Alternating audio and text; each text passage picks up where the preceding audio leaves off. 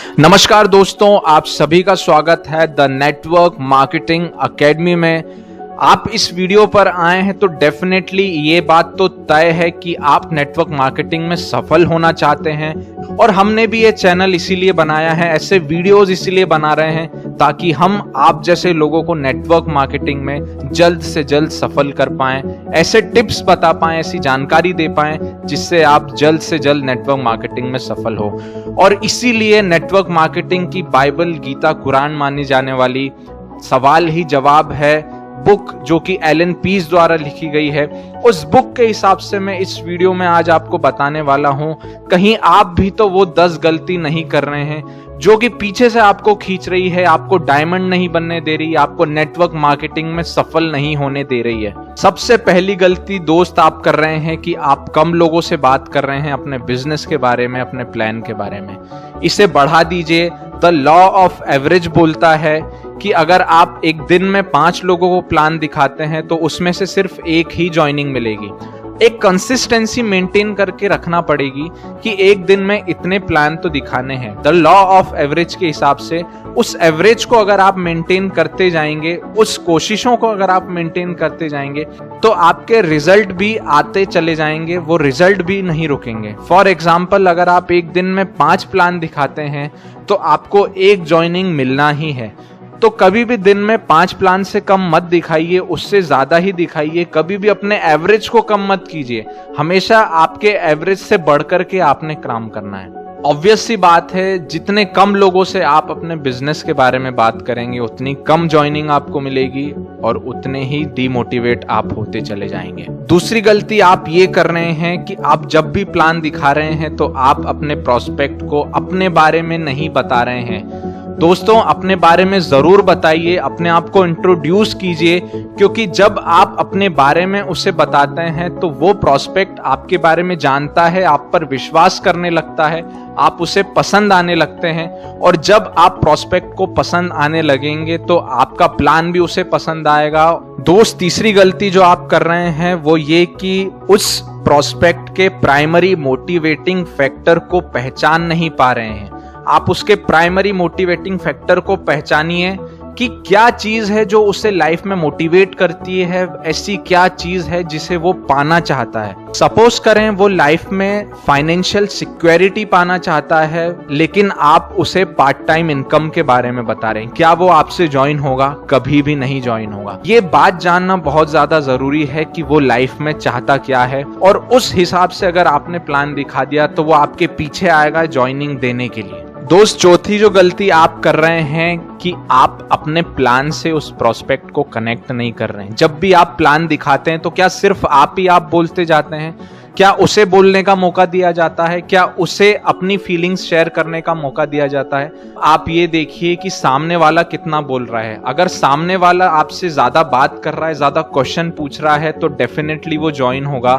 उसका इंटरेस्ट है उसके अंदर, उसका इंटरेस्ट जगाइए, उसे भी बोलने का मौका दीजिए, क्योंकि जब सामने वाला बात करना शुरू करेगा इसका मतलब है कि वो इंटरेस्ट ले रहा है। तो सामने वाले को भी ज्यादा से ज्यादा मौका दे कि वो भी अपनी बात रख पाए।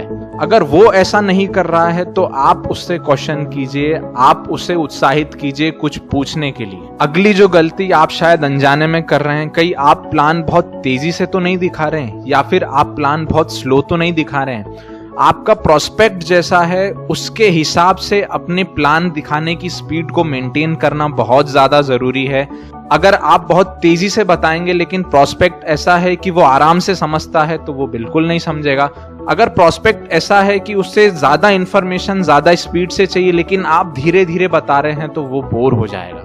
प्रेजेंस ऑफ माइंड होना बहुत जरूरी है दोस्त। अगली जो गलती आप कर रहे हैं कि आप सिर्फ और सिर्फ वर्बली, वोकली प्लान बता रहे हैं, सिर्फ बोल करके प्लान बता रहे हैं, ना कोई पेन का यूज कर रहे हैं, ना पेपर का यूज कर रहे हैं, ना किसी प्रेजेंटेशन का यूज कर रहे हैं। दोस्त, आप बहुत जल्दी गेम के बाहर हो जाएंगे, क्योंकि ऐसे प्लान बिल्कुल कम समझ में आते हैं और आसानी से समझ नहीं आते हैं। लेकिन जब आप पेन, पेपर का, लैपटॉप का या किसी भी प्रेजेंटेशन का यूज करते हैं तो वर्बली और विजुअली दोनों तरीके से आपके प्रोस्पेक्ट के माइंड में इंफॉर्मेशन रजिस्टर होती है, जिसकी वजह से वो जल्दी समझता है। इसके बाद में अगली गलती की बात करें कि शायद आपका प्रोस्पेक्ट उस प्लान के अंदर इन्वॉल्व नहीं है? क्या आपने अपने प्रोस्पेक्ट से रिक्वेस्ट किया कि वो अपने फोन को साइलेंट करे, वो आसपास में उस माहौल को कंट्रोल करे? कहीं ऐसा तो नहीं कि बच्चा रो रहा है पास में, कहीं ऐसा तो नहीं कि उसका पेट पास में खेल रहा है, टीवी चल रही है, जिसकी वजह से वो उस प्लान के अंदर इन्वॉल्व नहीं हो पा रहा है, वो आपकी बात को समझ नहीं पा रहा है जो कि आप उसे इतनी मेहनत करके बताना चाहते हैं। अगली जो गलती, आप ये तो नहीं कर रहे हैं कि कहीं आपकी बॉडी लैंग्वेज से ऐसा शो हो रहा है कि आप बोल कुछ रहे हैं लेकिन आपके मन में कुछ और है? ऐसा पॉसिबल हो सकता है कि आपके बैठने का तरीका सही नहीं है दोस्त। ऐसा पॉसिबल हो सकता है कि आप बीच बीच में कुछ ऐसे एक्शन कर रहे हैं अनजाने में जो कि सामने वाला बहुत जल्दी रजिस्टर कर रहा है। फॉर एग्जाम्पल, अगर आपकी आदत है कि आप अपने हाथों को मसलना शुरू करते हैं, सामने वाला जब ये देखता है तो शायद उसे ऐसा लगता है कि ये बहुत जल्दबाजी में, या फिर ये जो प्लान दिखा रहा है इसका बहुत ज्यादा मतलब है इसके अंदर। तो कहीं अनजाने में आपकी ऐसी आदतें तो आपके प्रोस्पेक्ट के दिमाग में रजिस्टर नहीं हो रही हैं। अगली जो गलती आप कर रहे हैं कि कहीं आप एक्सप्रेशन लेस तो नहीं है। आपके चेहरे पर स्माइल होना बहुत ज्यादा जरूरी है। आप जो भी बात करें उस पर स्माइल होना जरूरी है। सीरियसनेस बिल्कुल भी मत आने दीजिएगा माहौल में, क्योंकि उससे फॉर्मेलिटी होने लगती है। और जब आप स्माइल करते हैं तो कैजुअली कन्वर्सेशन चलता रहता है, जो कि बहुत ज्यादा जरूरी है। अब दोस्तों, आखिरी और सबसे बड़ी गलती, कहीं आपका ड्रेसिंग सेंस तो गलत नहीं है। दोस्तों, आप नेटवर्क मार्केटिंग के बिजनेस में हैं, जहां पर आपको फॉर्मल दिखना बहुत ज्यादा जरूरी है, प्रोफेशनल दिखना बहुत ज्यादा जरूरी है। जीन्स पहन करके, टी शर्ट पहन करके तो कहीं आप प्लान दिखाने नहीं निकल पड़े हैं। अगर ऐसा करेंगे तो आपका प्रोस्पेक्ट बिल्कुल भी सीरियसली आपको नहीं लेगा। प्रोस्पेक्ट आपके ड्रेसिंग सेंस को देख करके बहुत ज्यादा इंप्रेस होता है, या फिर बहुत ज्यादा उसके ऊपर बुरा असर पड़ता है। तो इस बात का जरूर ध्यान रखिएगा दोस्तों। तो यही थी एलन पीस की सवाल ही जवाब है बुक में से वो ऐसी 10 गलतियां जो शायद अनजाने में आप कर रहे होंगे, जो पीछे से आपको खींच रही है, सफल नहीं होने दे रही है नेटवर्क मार्केटिंग में।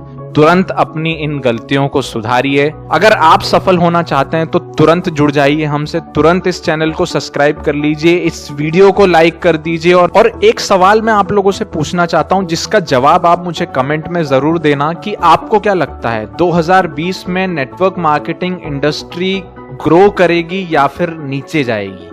इसी सवाल के साथ में दोस्तों आपको छोड़ करके जाता हूं, और ये वादा कि मिलूंगा आपसे अगले वीडियो में। अपना ध्यान रखिएगा। जय हिंद।